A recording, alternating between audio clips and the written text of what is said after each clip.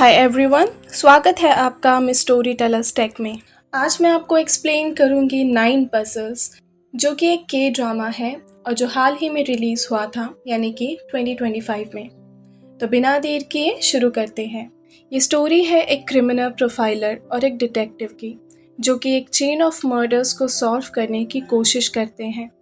ईना, जो कि एक क्रिमिनल प्रोफाइलर है, वो कभी एक मर्डर केस में प्राइम सस्पेक्ट भी थी और डिटेक्टिव हानसेम आज भी उस पर शक करते हैं। क्या ये दोनों इस हालात में साथ काम करके मर्डर केसेस को सॉल्व कर पाएंगे? देखते हैं 9 पजल्स में। कहानी की शुरुआत होती है करंट टाइमलाइन से 10 साल पहले से, जहां हम देख पाते हैं ईना को, जो कि अपने हाई स्कूल डॉर्म से बारिश की रात में अपने अंकल यून डोंग हुन से मिलने उनके घर जा रही होती है। ईना के अंकल, जो कि एक फॉर्मर पुलिस सुपरिंटेंडेंट और एक स्टेशन चीफ रह चुके थे, उन्होंने ही ईना को बचपन से संभाला था उसके पेरेंट्स के एक्सीडेंट में गुजर जाने के बाद। ईना जब घर के अंदर जाती है तो वहाँ हर तरफ अंधेरा था, लाइट जा चुकी थी। वो कुछ और अंदर आती है तो उसके पैर के नीचे उसे कुछ फील होता है। वो एक पजल पीस था जो हाथ से बनाया गया था, जिसमें एक रैबिट अपने हाथों में एक गन लिए हुए था। वो कुछ और अंदर आगे बढ़ती है तो उसे फील होता है कि उसने किसी चीज़ के ऊपर पैर रख दिया है, खून पर।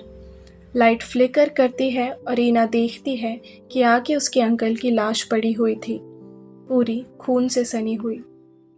जब डिटेक्टिव्स ते दोंग सू और उनका जूनियर रूकी डिटेक्टिव किन हानसेम वहां पहुंचते हैं, तब उन्हें पता चलता है कि दोंग हुन को एक ऑल से मारा गया है।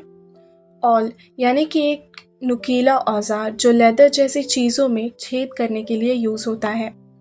उस ऑल के वजह से और अपने लैक ऑफ इमोशंस की वजह से हानसेम के लिए ईना इस केस में एक प्राइम सस्पेक्ट बन जाती है। ईना को इंट्रोगेशन के लिए बुलाया जाता है। उसे डॉर्म से निकलकर अंकल के घर पहुंचने तक की सारी बातें याद थी, पर उसके आगे क्या हुआ ये उसे याद नहीं था। हानसेम उस पर विश्वास नहीं कर पाता और उसे ईना पर और ज्यादा शक होने लगता है, पर उसके खिलाफ कोई ठोस सबूत भी नहीं था और इस वजह से उसे छोड़ दिया जाता है। ईना घर पहुंचकर सारी डिटेल्स याद करने की कोशिश करती है, पर कुछ भी याद न आने के कारण उसे खुद को लगने लगता है कि कहीं सच में उसी ने अंकल का मर्डर तो नहीं किया। हम अब प्रेजेंट में आ जाते हैं। हानसेम अब भी पुलिस के साथ काम किया करता है और ईना अब एक क्रिमिनल प्रोफाइलर बन चुकी है। उसके अंकल की डेथ के बाद से ही वो एक साइकेट्रिस्ट के पास जाती है थेरेपी के लिए, जिसका नाम होता है ली सुंगजू। ईना अपने केसेस के बारे में सुंगजू से शेयर किया करती थी, जिस पर सुंगजू उसे उन केसेस पर अलग अलग पर्सपेक्टिव्स देती थी। उनका रिलेशन एक डॉक्टर पेशेंट से ज़्यादा दोस्ती जैसा था। ईना के अंकल की डेथ एनिवर्सरी पास आ रही थी, इसीलिए सुंगजू ईना को केयरफुल रहने को कहती है अपने कोपिंग मैकेनिज्म के साथ, जैसे कि ज़्यादा बंजी जंपिंग करना, जो कि ईना इस पीरियड के दौरान किया करती थी। हानसेम को भी लगता है कि ईना ही किलर है, इसीलिए हर साल दोंगहुन की डेथ एनिवर्सरी पर वो उसे फॉलो करता था ताकि कोई उसे नया लीड मिल सके, लेकिन उसके हाथ कुछ नहीं लगता। हानसेम का ये फर्स्ट केस है और अकेला केस जो वो सॉल्व नहीं कर सका, इसीलिए वो दोंगहुन के केस से बहुत ज़्यादा ऑब्सेस्ड है। वो अब भी ईना पर शक करता है, इवन दो ईना खुद स्टेशन के चक्कर लगाकर इस केस की प्रोग्रेस के बारे में पूछा करती थी। दोंगहुन के डेथ एनिवर्सरी पर ईना जब घर आती है तो कुरियर से उसके लिए एक पैकेज आता है जिस पर कोई रिटर्न एड्रेस नहीं था। उसमें एक पजल पीस था जिसमें एक औरत के गले में एक रस्सी बंधी हुई थी। वो पीस ईना उसे 1 साल पहले मिले पीस से जोड़कर देखती है और वो उसमें फिट हो जाता है। ये बताने के लिए वो हानसेम को कॉल करती है, पर वो कॉल नहीं उठाता। ईना को दूसरे लोगों के बारे में छोटी छोटी डिटेल पता होती है और उसे पता था कि हानसेम हर हफ्ते सेम डे पर अपनी माँ से मिलने जाता है। वो वहाँ जाकर चेक करती है, पर उसकी माँ कहती है कि वो वहाँ भी नहीं है। वो लौटने वाली थी कि तभी उसे याद नहीं आता कि उसने अपनी कार कौन से फ्लोर पर पार्क की है, इसीलिए वो हर फ्लोर की पार्किंग पे जाकर चेक करने लगती है। सर्च के दौरान उसे एक कार दिखती है जिसका इंजन शुरू था।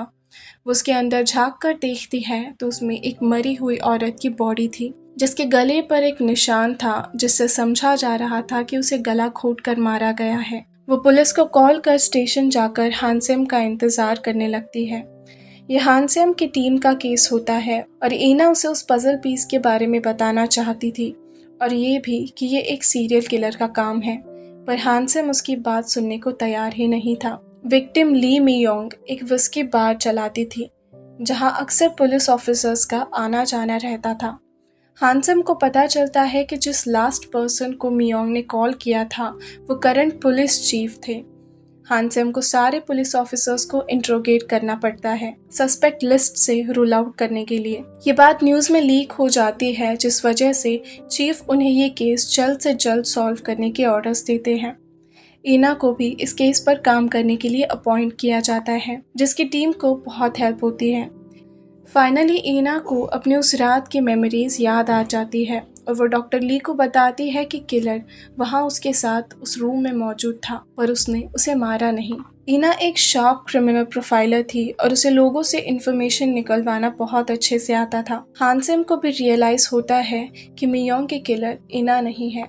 इन्वेस्टिगेशन टीम को मियोंग के एक्स बॉयफ्रेंड कांग चिमोक तक ले जाती है एज अ प्राइम सस्पेक्ट के तौर पर, लेकिन उन्हें पता चलता है कि कांग चिमोक खुद मिसिंग है। बाद में जब एक रेड सूटकेस में उसकी डिसमेंबर्ड बॉडी मिलती है तो वो सस्पेक्ट लिस्ट से हट जाता है। अब ये एक डबल मर्डर केस बन चुका था।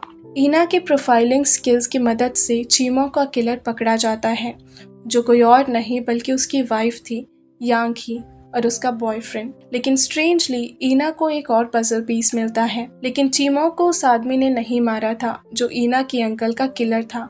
फिर भी उस पजल पीस पर रेड लाइंस बनी हुई थी उसी जगह पर जहां चिमोक की बॉडी को उसकी वाइफ ने काटा था। यांग ये भी कन्फेस करती है कि जब वो चिमोक की बॉडी को ठिकाने लगा रही थी तब वहां उसे किसी के होने का एहसास हुआ, जैसे कि कोई उस पर नजर रखे हुए हो।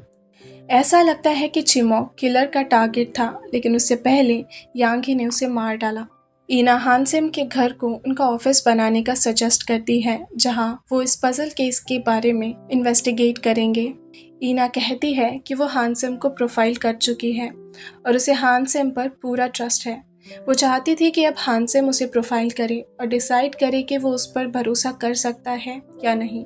ईना ये भी समझ चुकी थी कि किलर कोई ऐसा है जिसे वो जानती है क्योंकि उनकी हर चाल की खबर उस तक पहुंच जाती थी। ईना जैसे 5 मिनट भी सोने में दिक्कत होती थी, पहली बार वो हानसेम के घर पर अच्छे से सो पाती है क्योंकि हानसेम के साथ उसे सेफ फील होता था।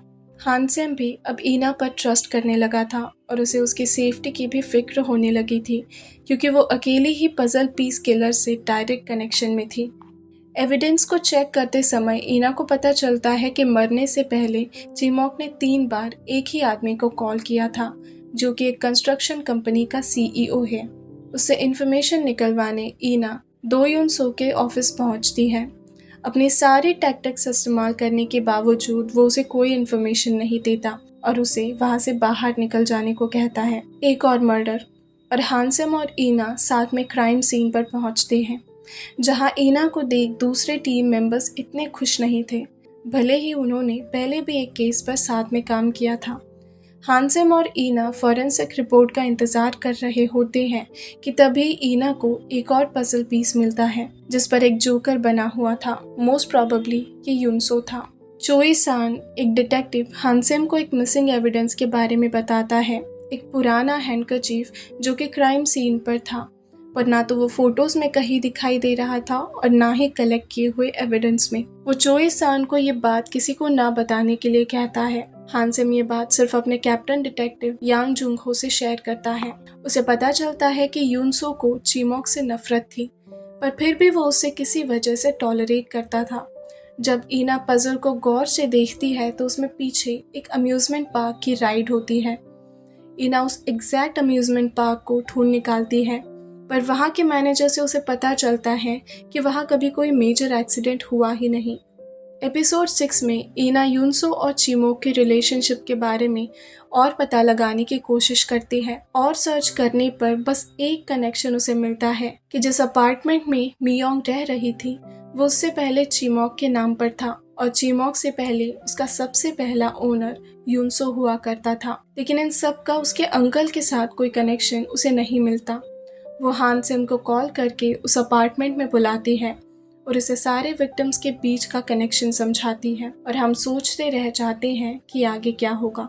आगे इस ड्रामा में क्या होता है मैं आपको एक्सप्लेन करूंगी इसके पार्ट 2 और पार्ट 3 में। उम्मीद करती हूँ आपको इस एपिसोड की एक्सप्लेनेशन पसंद आई हो। If yes, then do like the video, comment down below for your suggestion and subscribe the channel. और बेल आइकन को भी प्रेस कर दीजिए ताकि आने वाले वीडियोस की नोटिफिकेशन आपसे मिस ना हो। इसी के साथ मैं मिलूंगी आपसे इस ड्रामा के अगले पार्ट्स में। तब तक के लिए goodbye and take care.